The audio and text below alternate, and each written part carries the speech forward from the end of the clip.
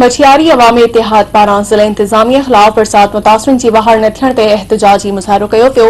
मछियारी अवामी इतिहाद जे कन्वेनर दाम शोगत अबड़ो, मुस्लिम फंक्शनल अॻवान नसीर मेमण, जिस्कम जे मरकज़ी अॻवान दीदार शाम, रशीद ॾेथो, SUP अॻवान गुलाम मुस्तफ़ा रिंस सजील सालारियो ऐं ॿियनि जी अॻवानी में बाउदेरो खां रैली कढी मटियारी शहर खां थींदा डिप्टी कमिश्नर मटियारी जे ऑफिस अॻियां धरणो हयो वियो।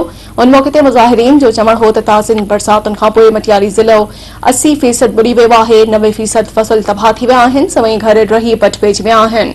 माण्हू रिलीफ कैंपनि ऐं रोडनि जे पासनि सां बेयारो मददगार वेठल आहिनि ऐं असांजी हुकूमत दुनिया खां ख़ैरात घुरी रही आहे।